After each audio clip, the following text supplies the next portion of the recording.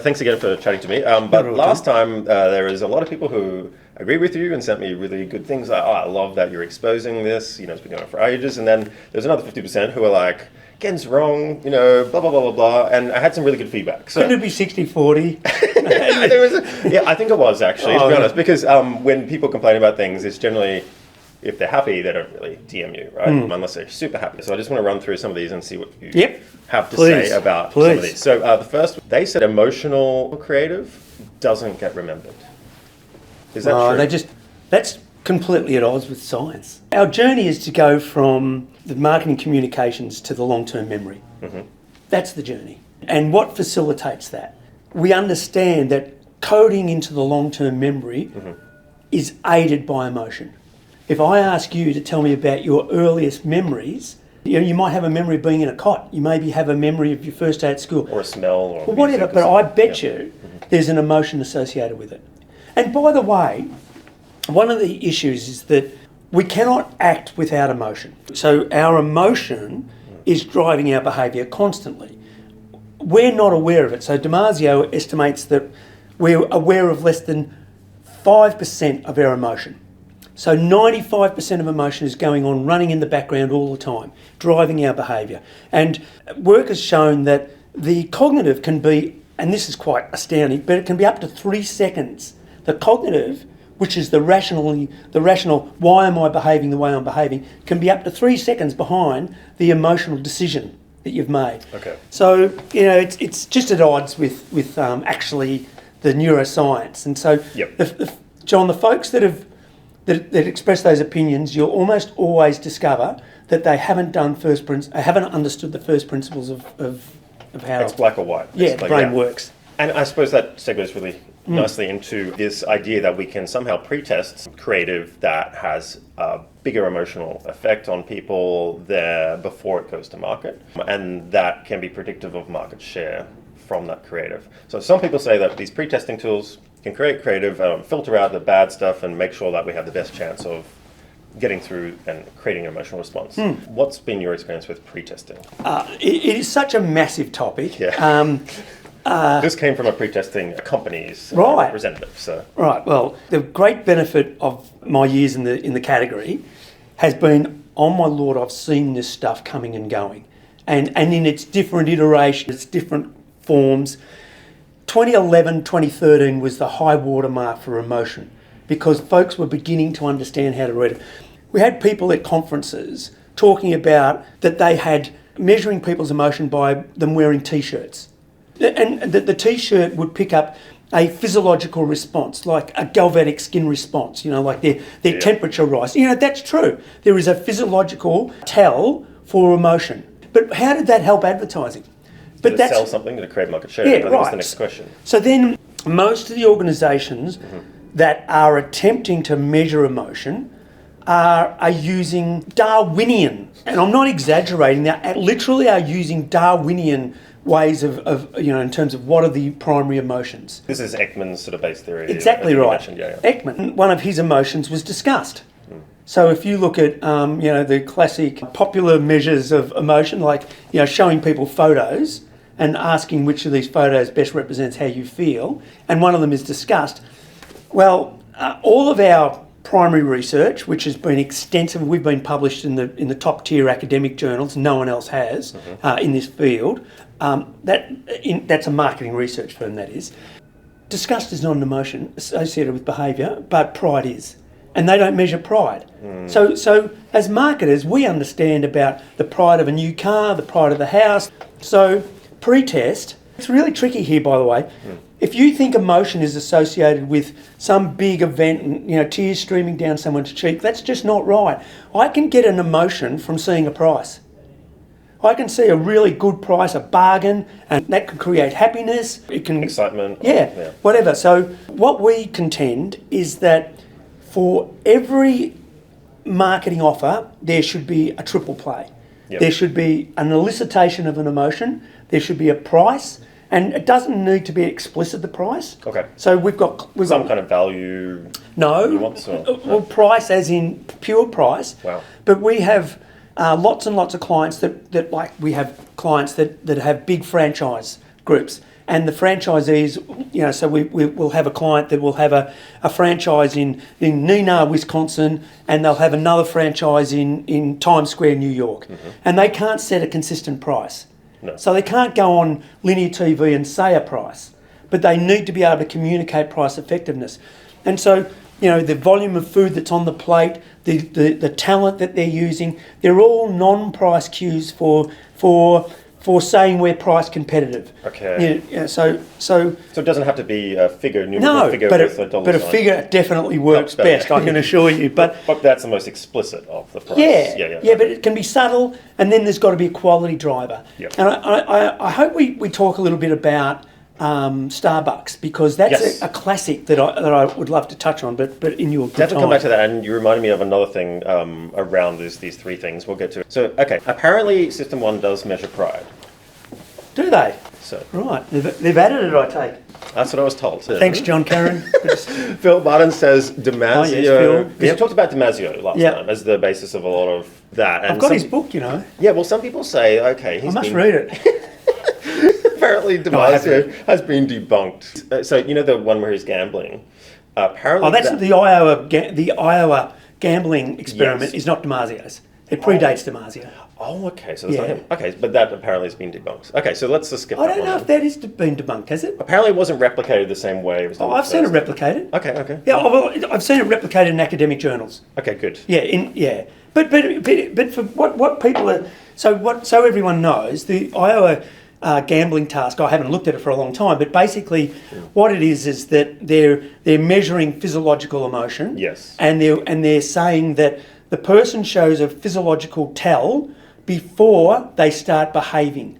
So one deck of cards is stacked, and so as the cards keep coming out, the person's non-conscious has already picked up that one deck is stacked before they start actually behaving. And unless I'm mistaken, that's what that finding was. And I've seen it; it's been replicated. So Okay. I'm surprised that Phil says that, but Phil does know his material. This is the quote: "Caution against the idea that emotional-based signals decide for us, other than in extreme situations." So maybe there's an extreme situation Yeah, well, right there. we have a triple play, Okay. and the triple play is that there is a price, there is quality, and there is emotion. So we would agree with him. Okay, That good. it's not purely emotional, and his point is really good, because you've seen organisation after organisation after organisation that have tried the emotional anthem. Yes. They've done the big emotional, brand emotional ad thing. and it's had no result. We could talk about. I see that all the time. We see it all I the call time it the too. emotional puff piece that the agency has sold. Yep. the client. It wins awards, Yeah. and it has zero effect. And they spin this story about it's the long, and you're just not patient enough. Yes. Yeah, and you know what? The long never comes. That's, I see that all the time, actually. so do we. Yeah. But, I yeah. always say, how long? Yeah. And they can never answer that question. No, Yeah. no. As long as they know the CMO is not going to last that long. Exactly. So Well, apparently, I was looking into this research, the half-life advertising. There's a couple of studies, but I looked at 4 of them, and the half-life is about 4 weeks.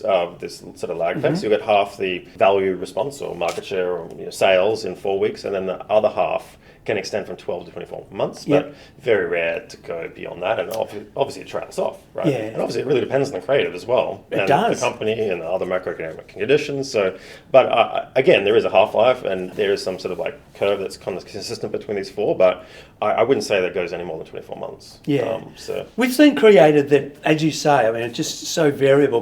But at the very far extreme, we have seen creative that it's still working at 3 years. after the first, Yes, after the viewing? first airing. Wow, Yeah, it sticks in and- the brain so well that It's just reinforcing. Wow. It's so well steeped in the foundation of the drivers of the category, that it just keeps reminding people of that's why they're going there. That's why they're without behaving. other communication reinforcing or rejigging the memory. Oh and no, refreshing it. there's always in always that store effect, and yeah, everything yeah. else. But Yeah. there's always a yeah. Yeah, but okay, it's very Marketing variable. mix. Tom Barton says System 1 and 2. Okay, so we're talking about Kahneman's System Yep. 1 and 2 sort of thinking in the book, you either do one or the other, and he kind of says it's a bit more nuanced. It's a bit of both at once, and sort of ebbs and flows depending on the context. I think there's Yep, that's some right. people that believe that it's you're either emotional or you're rational. So it's more nuanced than that. Totally. Yeah, okay. So you mentioned System 1. Yes. The difference between us and them and many differences, but the main difference is that we can tell you to the second decimal place the relative importance of the emotion in the decision. So prepaid mobile phones, prepaid cell phones, going into 7-Eleven and doing a top-up, it's 5% emotional and 95% rational. Okay. First-time mums buying their diapers for the first time, it's 70% emotional and only 30% rational. And then the 30% rational is just one rational driver, which is leakage protection. So it depends on the product, it depends on the buyer. You can't make those kind of statements. Perfect. And then the last one, so Shannon Bossard is a neuroscientist. I think this came out of our last discussion. I'm like, there's a difference between creating a piece of creative to be emotional, and then the person, whether they view that or absorb that, whether they get an emotional response, and then whether that actually leads to something else. So he said there's a difference between affective information, so something that tends to affect emotion, and there's the emotional response itself, and then there's the feeling that's created, which is a perception of the emotion, which is sometimes, like you said, conscious or unconscious. Yeah. Is that a good way to think about it, as opposed to just go, hey, it's either emotional or it's not? He's absolutely right in characterising a process. Yes. Think for a moment that you're driving a car and a person on a bike loses balance, a door opens, they come out in front of your car, you quickly sway to miss them, you pull over, and the adrenaline is running through your body, and you feel, you feel your heart racing. Yep. You're actually shaking, and you feel that emotion. So that is an emotion made conscious. So when those folks say very few emotions ever get to a conscious process, but it's interesting to understand. Okay, that's one extreme. What about more modest emotions, like just say... Burger King has a special like snack menu for $2.55. That could be a little modest, overly modest, but let's go with that. Okay. So there is a progression. So there's an emotional response, then there is a feeling. So we go from emotion to feeling. A feeling is an emotion coloured in by memory. A feeling is an emotion coloured in by memory. So I'm walking down a track, I hear a rustle of a snake, I get the emotional response is ahead of my cognitive response. I'm reeling, I'm looking down, and now my memory is coming into what is that? It's probably a snake. So now I'm in a feeling stage. And so dramatic is that response that it's now progressed to a cognition. So now you've gone from emotion to feeling to cognition. Okay. So you're conscious of that feeling. Exactly. And that emotional state. Exactly. Okay, interesting. Yeah. So I think the key thing here is that you can create a piece of creative. We're talking about marketing communications context, or a video or an ad or whatever. You can say that this is effective information, or effective creative intended to elicit a response, but whether it does or not is a pretty big gap, correct? Well, we understand in our methodology, we do a calibration of how you're feeling before we show you any stimulus. Oh, like a baseline. Yeah. I think that's pretty important, isn't it? Yeah, totally important. I think a lot of other testing doesn't No one else do does it that I'm aware of. Yep. No, I think I do know someone else that does it, so I shouldn't say that. But So find out your base, then show you the stimulus. We can see a change in your response at the emotional level and at the cognitive level. And we can see at the cognitive level which drivers have changed. So we can see whether it's improved your price perception, or whether it's a quality, and what's the quality driver. Hang on, so some people asked, how does that work in your process? What can you talk about the process? Like, do you put electrodes on people? No. Eye tracking or No, so CT scanning? Oh, look, this is the whole thing. Because people ask, like, what's the difference between your testing method and other ones? Like, tell me more about Ken's method and Hawthorne's method. So we talked before about going back to 2011, 2013, all that period where there was charlatans telling all sorts of stories about how you could measure emotion. Put on a hat, put on electrodes. Like, for example, how deep do those electrodes go in terms of measuring response? Galvanic skin response. Wearing t-shirts, all of that kind of stuff. It's all been debunked. It's been totally debunked. Well, why is that? Is it not replicable? Because it's just measuring... Well, the most important thing is that it's not measuring discrete emotions.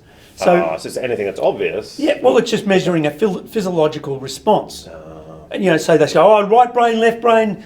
What emotion? Is it pride? Is it happiness? Is it anxiety? You don't even know if you're not measuring discrete emotions. And it's the marketing fraternity want to understand discrete emotions. So, for example, in mortgages, the discrete emotion that drives consumption behaviour for mortgages is love. And it's not love for the bank. If you show that to the bank will go, yes, they do love us deep down. But of course, it's about the person bidding, thinking about they're buying another room for their kids or whatever. So love is that driver, but how do we measure it? We measure it implicitly. So implicit measurement is about how many milliseconds does someone register this response before we know that it's no longer emotional and it's probably cognitive. So in our case, this is a little technical, but in our case, the modal class is under 1 second for response to our survey, to our implicit measurement of emotion, under 1 second.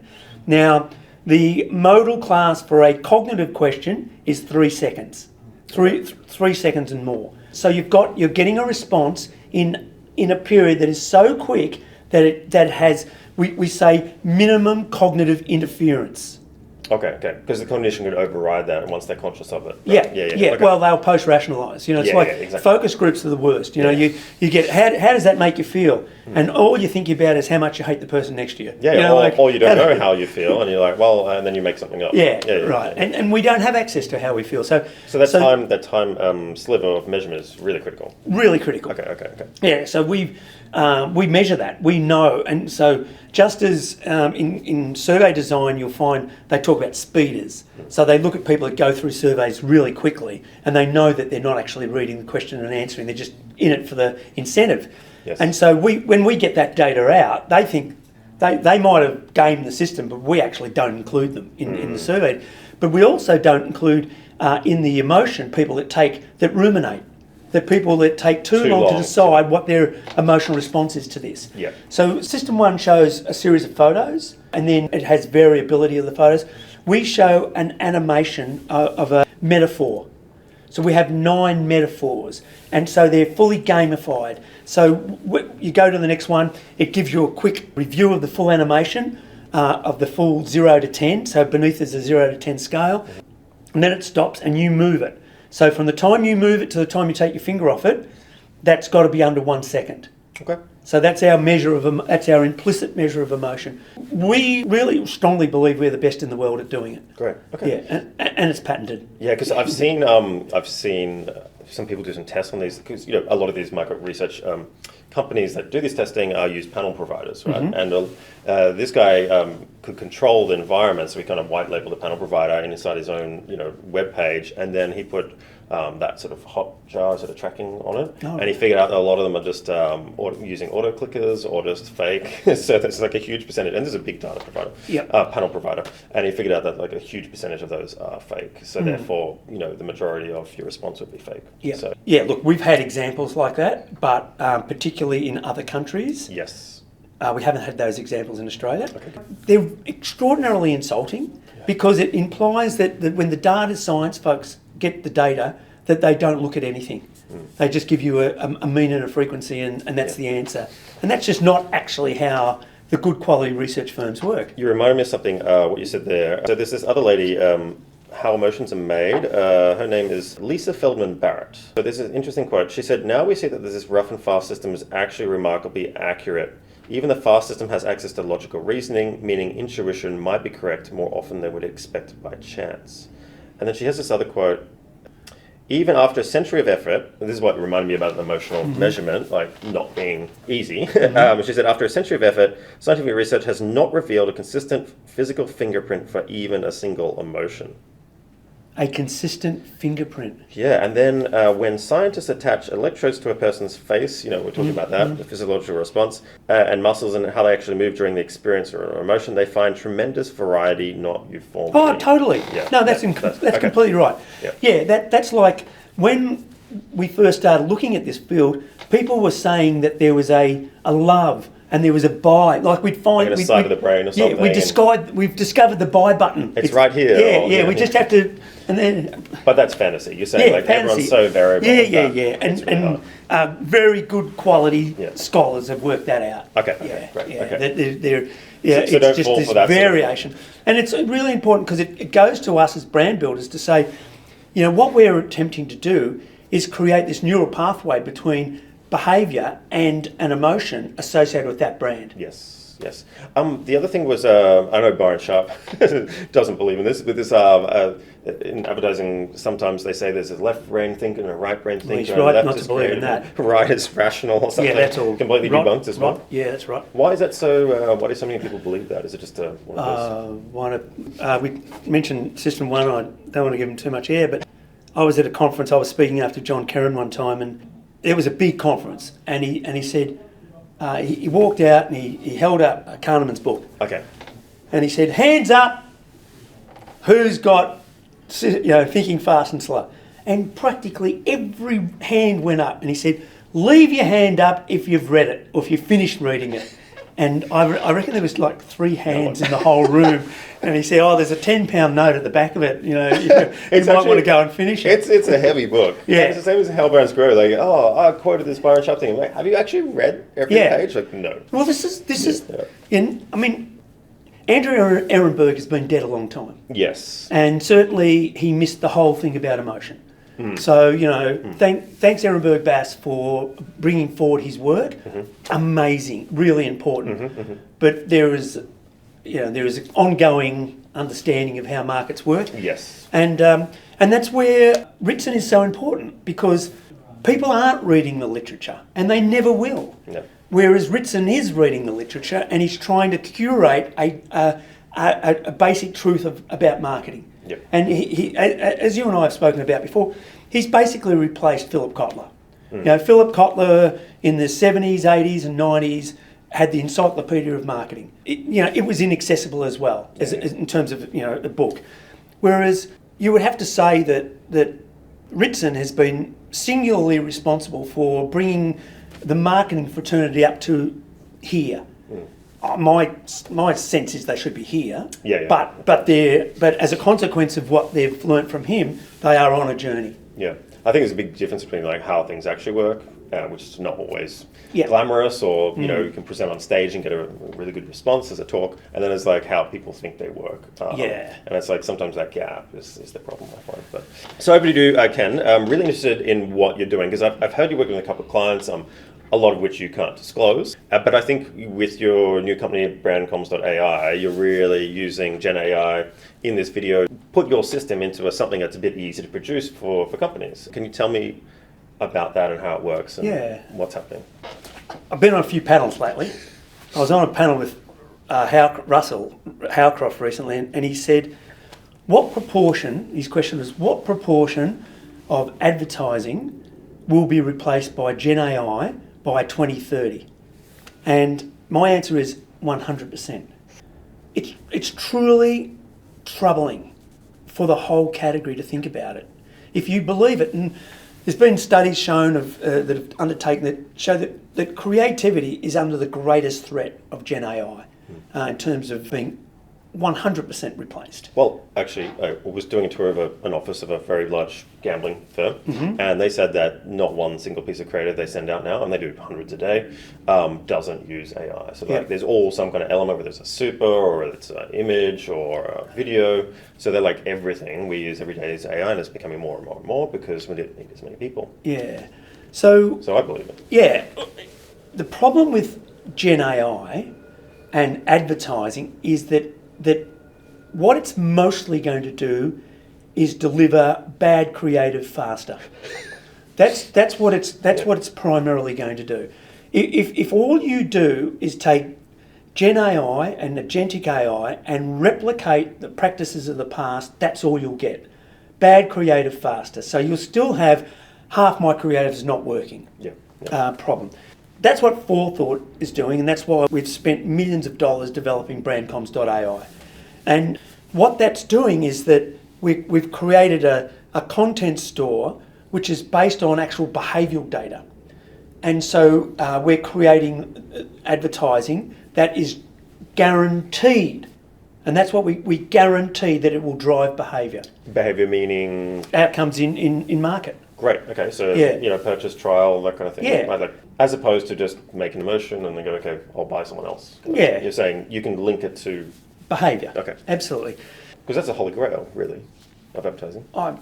You would Yep, say? I'd say we've got lots of clients that have discovered it. But okay, does this stuff win awards at Cannes? And I don't know of any of our clients that care. so isn't that interesting though? Because there's that whole glamorous side of award-winning agency creative that gets lauded and talked about in industry press, That's and just then the there's creative though. and then there's stuff that actually works. Yeah, but then there's the like I'm not getting rid of my creative agency because they're the cool guys and they take me to Cannes. Yeah. Like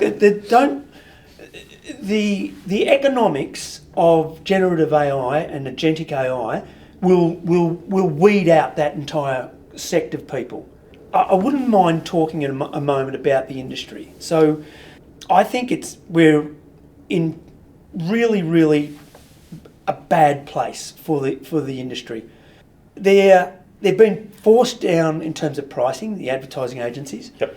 They're not paying their staff enough money. Cutting stuff. They're creating staff turnover where clients are getting juniors and constant turnover. The holding companies are merging and losing money and shrinking. Yep.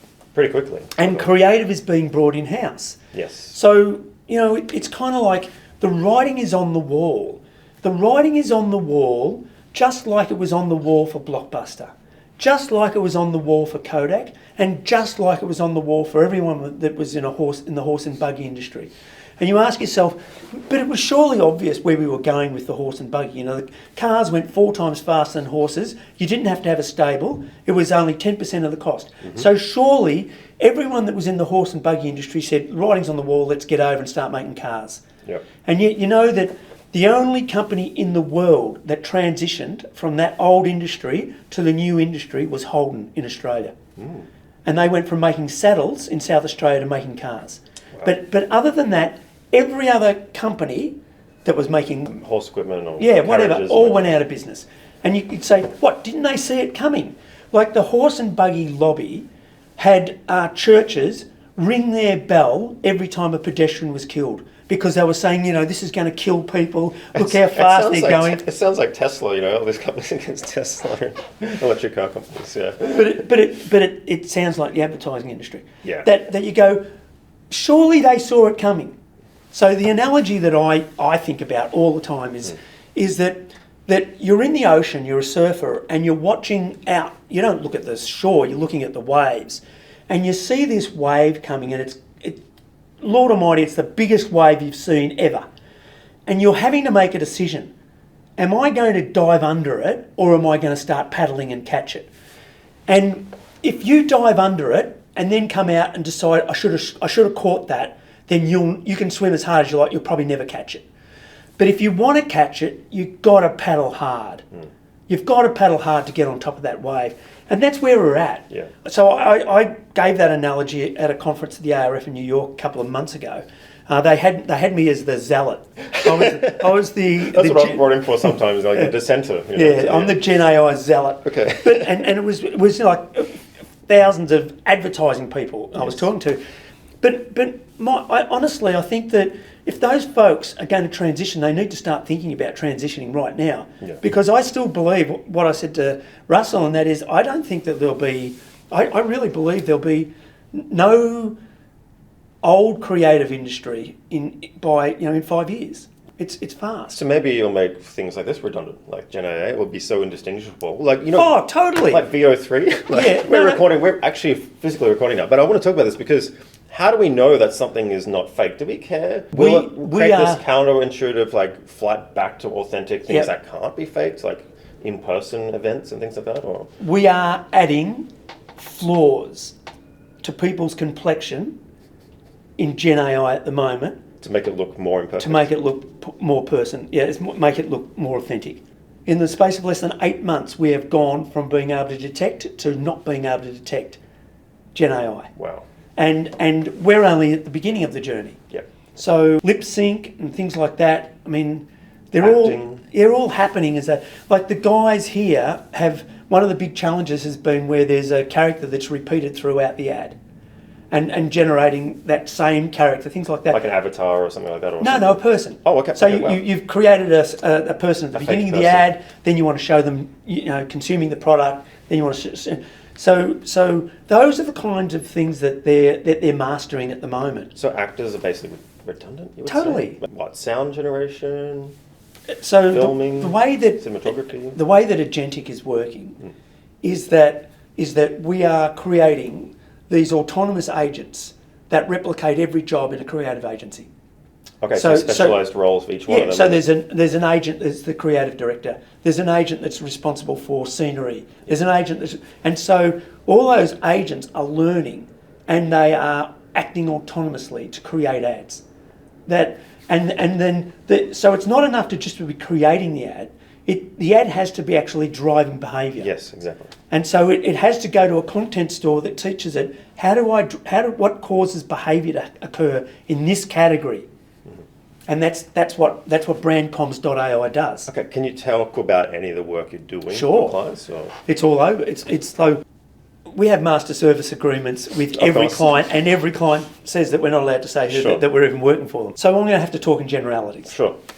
So one of the largest confectionery businesses in the world is using it. One of the large brewers in the world is using it. Organisations that are spending over $1 billion a year on advertising are using it. For that one brand. Are they using it like tinkering with it, or are they using it to replace everything? No, there's three cases. There's three use cases.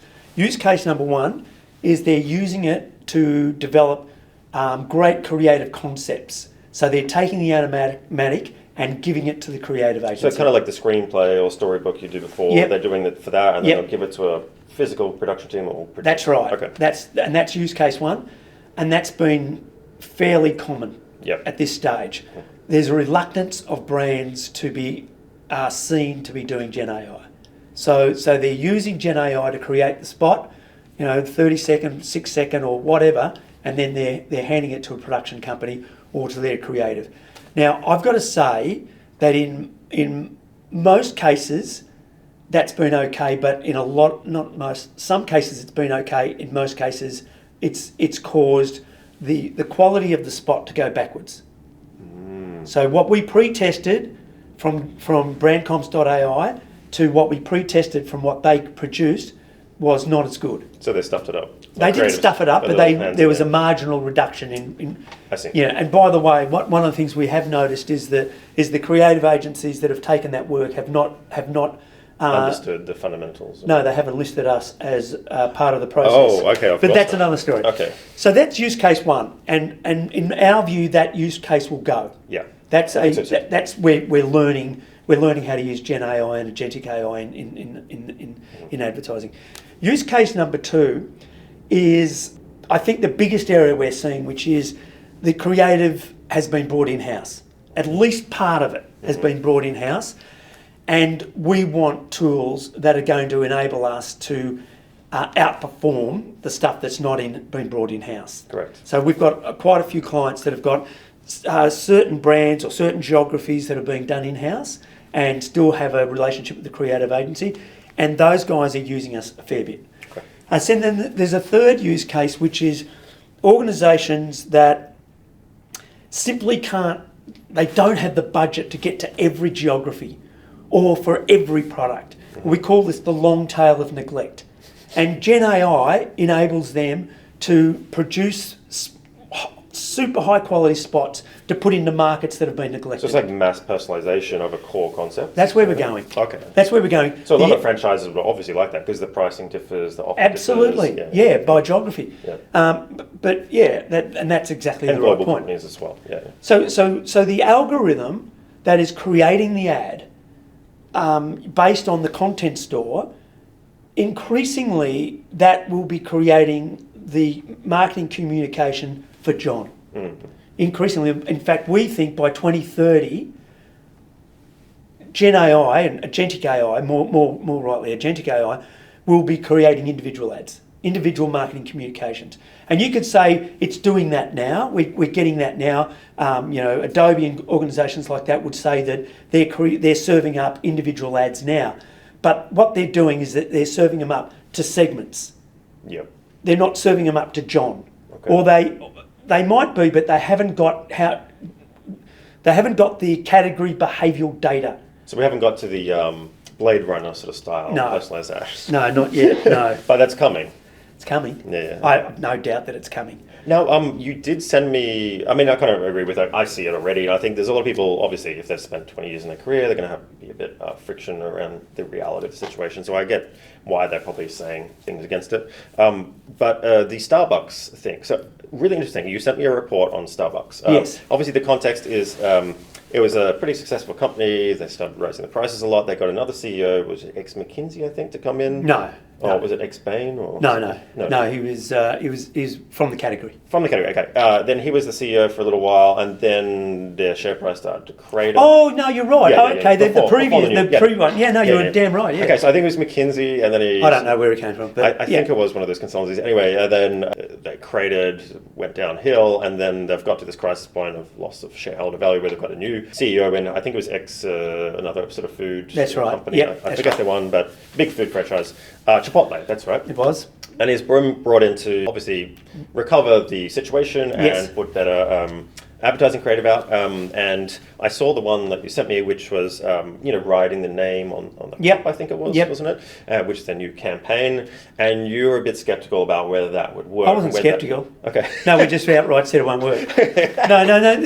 So this is your classic example of category drivers. Okay. So you've got the new CEO. He brings the CMO from Chipotle in as well. Mm-hmm.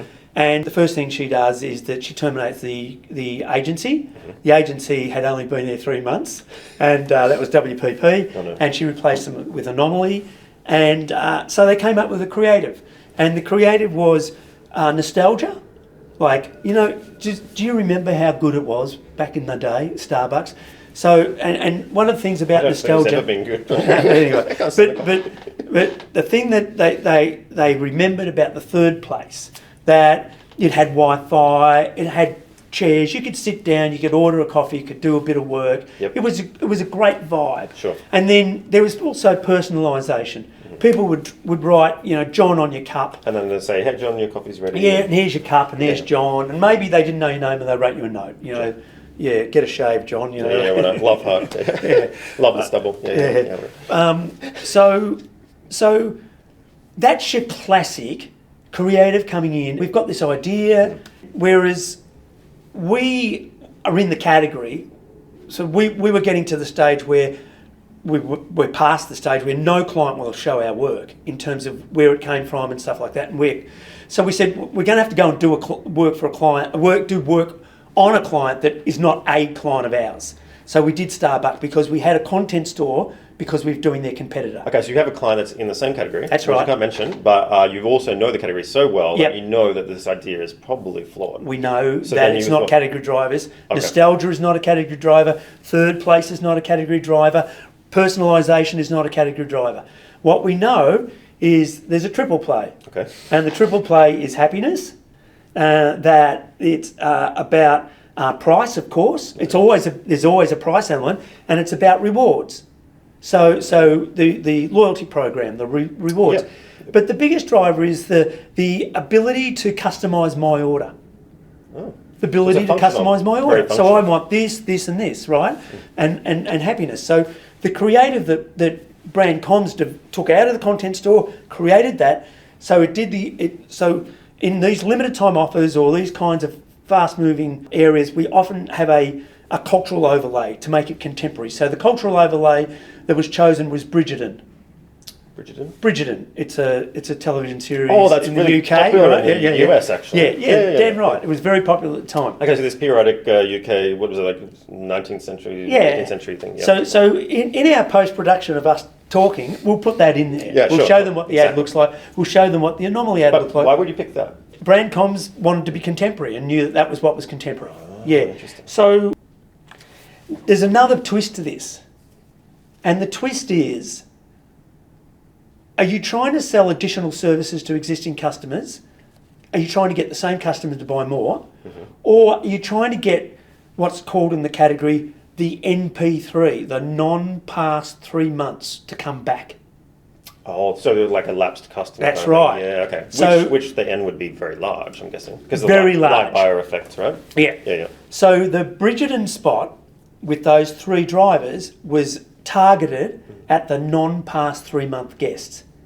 So when you look at the results from the pre-test, you see that it really smashes it out of the park. Statistically significantly lifts buying intention from non-past 3-month guests. Okay. So that's marketing strategy 101. Yeah, diagnosed properly, which Yep. obviously they didn't do. Yeah. Well, I know. I don't know that. Okay. I don't know what was the stimulus for, and I'm sure that. Well, sometimes it's a political thing, like, hey, I'm a new CEO, I want to make a statement, we're going back to the old way, let's Yeah. have a campaign that reflects that kind of Yeah. thing. And maybe that's where it came from. I don't know. And they're in trouble. I mean, they're contracting, and he's How are they going right now? Like, They're contracting. Yeah. And he's saying, I'm fixing it. And by the way, we would say that it'll take him 18 months to fix it anyway. So, but that spot He's not gonna fix it. did not even, in our view, did not even begin to fix it. And then if you look at the actual sales data from the period that it was on, it didn't fix it. yeah. So it's kind of like, how can you argue otherwise? So it's a good test of your methodology, I suppose. Yeah. Look, the big issue at the moment, John, is the clients are scared of using Gen AI because of unforeseen legal issues Oh, or copyright unforeseen market issues. And so we've literally been working for a year with one client on the legal. And we're having clients approaching us asking us for indemnities and stuff like that Yeah. if they. Okay. So this is the costs that the first firms will bear. Yes. And we're bearing them. And I suppose small business don't care because there's not much to lose, but large corporate, that's a legal risk for them. Completely. Yeah. Yeah. Okay. Yeah. So people are dabbling with it on the side, but not putting it into production always or making it. No, I think it's explicitly. mainstream. It's on the edge of mainstream now. Okay. I would say by middle of 2026, it'll be utterly mainstream.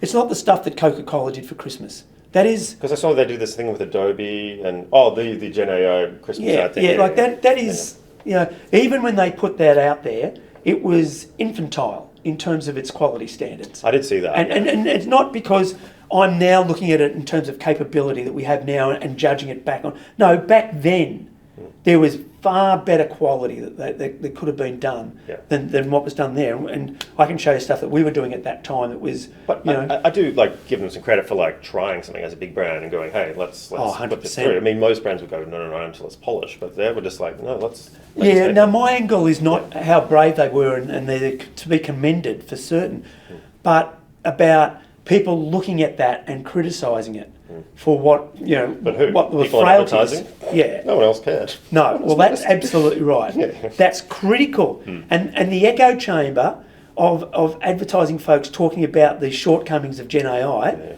they're constantly telling each other.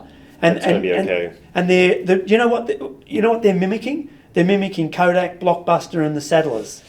Yep. That's what they're mimicking, I think so, and too. that's why they're looking at the beach instead of the wave. Okay, so where is this going then? Let's just say the dynamics of the industry were you had an agency, they could create creative, there was a media buyer who knew how to buy the media, match the two up, then there was a measurement system on the back end, and that's why you need an agency. So you're saying that in the future we don't really need that. You won't have an agency. I don't think so either. Yeah. You You'll won't have have an an agency. internal capability, Yep. and you have strategy, maybe some consultants coming in doing in-house strategy or even not. Yep. Not having need for it anymore because it's all contained in a system. Where are we heading? I think that there'll be folks that will still be consulting. Okay. And Doing but research. yeah, I just think by 2030, this will be part of the stack, and that you will simply be, it's generative AI and agentic AI, so it's not just large language models, but there will be large language models that as your interface that you will just simply ask for a campaign, and by the way, the content stores that we're building for clients have got as input the brand tracker. So it's already writing the creative brief based on what it's seeing happening in market. And it's already then creating the ad to address what it's seeing in market. So it's taking the brand tracking results, going, hey, you're falling apart in this, we need this creative to then solve that problem. These are the category drivers, this is where you're underperforming, This is what you need to do, here's the brief, here's the creative. So almost the research diagnosis is becoming automated as well. Totally.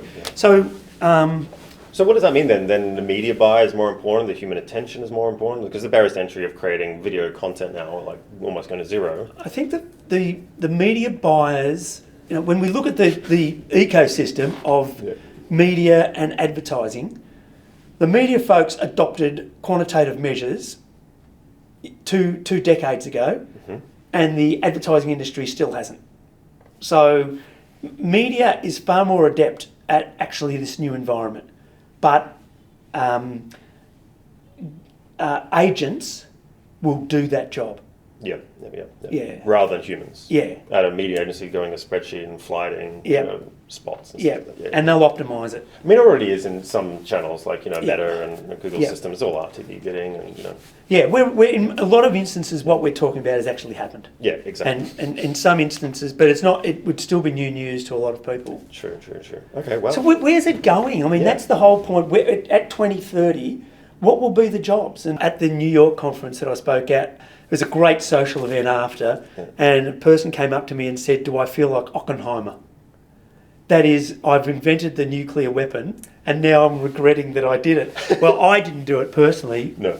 Brandcom's invented it. It's going to happen anyway, so. Well, that's my answer as well, but I don't know if that's the right answer. I think that it is in the wild, and it's going like Topsy, and that's a noxious weed in case we're international. I think that's the big challenge. Where's it? What are the jobs of the future? And Yeah. I'm trying to think as well. Luckily I'm not a creative or in the production side of things, even though I do some of my own video editing. But I can see just that there's tools. Just every week there's a new feature. I'm like, oh, I don't need that person to do that thing, or I can spend less time doing that. And it's becoming just more and more seamless to the point where I'll just push a button, put a prompt in via voice, and then it will spit out what I want. So growth of Brandcom's AI demand. Anything you can say? Hey, there's a big client that just said, "Hey, we can replace this." And, I'm not. I can't talk about any clients. Okay. But I can tell you that the lead time in the US is really an issue for us. But we're only talking to the top 10 advertisers in the world. Okay. In the US, pretty much actually. There's a couple of variations with our existing clients. Not all of them are in that category, but Australia are the characteristics of the market, the characteristics of the CMO is that they are far less risk averse, far more inclined to experiment. Okay. And we're having quite a lot of fun with a lot of CMOs locally. Why do you think that is? Like, because maybe the legal risk is a bit more diluted, or because normally like Americans are a bit more maybe set in their ways and stuff, but also I find them a bit more innovative sometimes, or more willing to try a new idea, even in the risk of failure. I think that's a cultural thing over there, but maybe I'm wrong.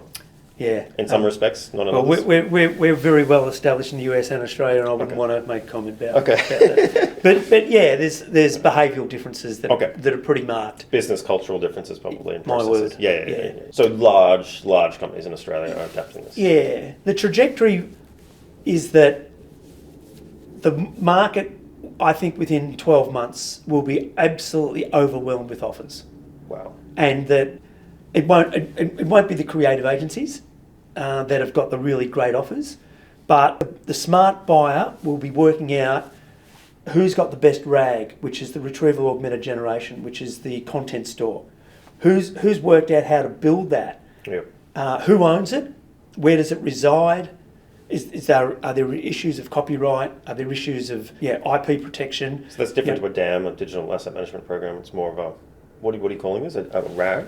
Well, the retrieval augmented generation is when the large language models start processing, they go to the RAG before they go to what they've learned from the internet. So what you build in the RAG will be your content store. I see. So that's where you put your own content, that's your own right. footage and everything. Yeah, and then you've got the proprietary versions of the agentic AI that are all operating within your ecosystem. So it's a closed They're not drawing system. on the internet. Yeah. Oh, they've been trained maybe on other things, but then you're not infringing on copyright because everything you're doing is creating. Okay. You're creating. So the brands that have a big creative repository would be doing quite well then with that.